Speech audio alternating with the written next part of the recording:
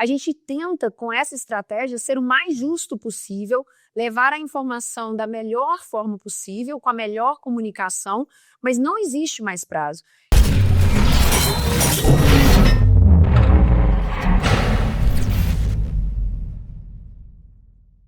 Como é que esse canal de denúncia, por exemplo, que eu posso utilizar com vocês? É algum site ou algum e-mail, se eu quero denunciar?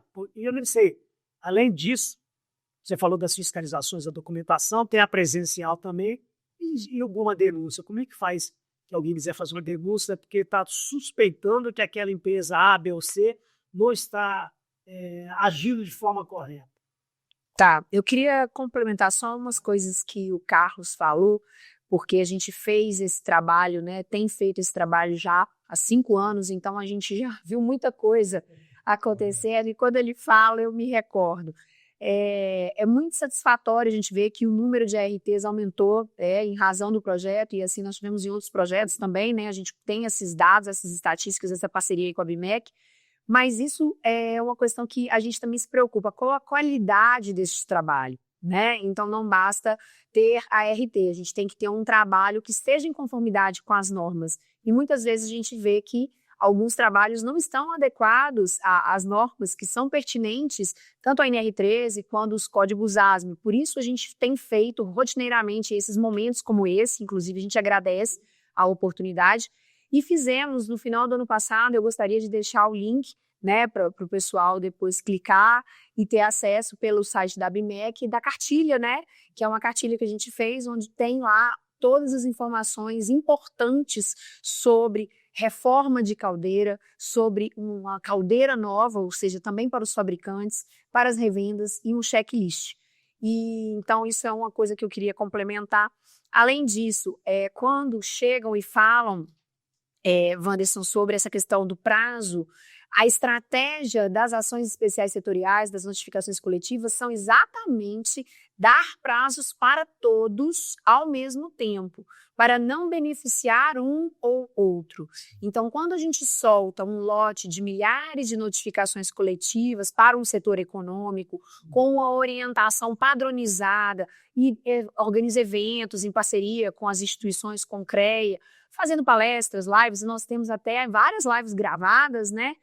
É exatamente porque esses prazos vão correr de uma forma, né, igual e equânime para todo mundo, até para evitar uma concorrência desleal. Sim.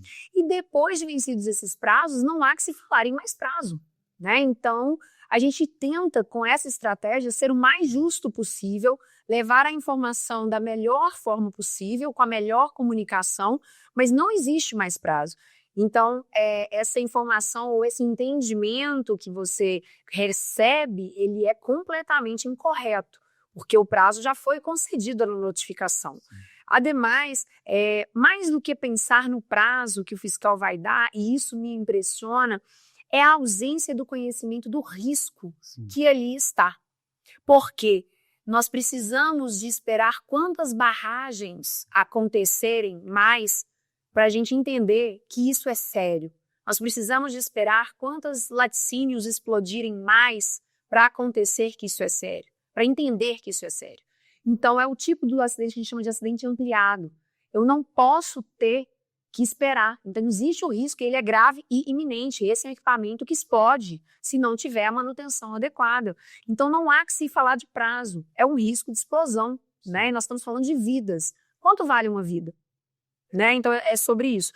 Complementando outra coisa, o seguro, você falou das seguradoras, e é uma experiência muito positiva que a gente tem tido, quando as empresas passam por uma fiscalização e se adequam e demonstram às seguradoras que elas fizeram as adequações, o seguro fica mais barato.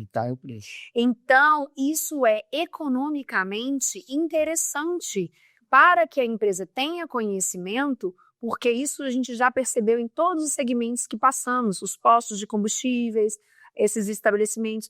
Então, é interessante que o PH saiba e tenha na ponta da língua que esse valor investido na segurança, ele vai ser retornado, inclusive, num seguro mais barato.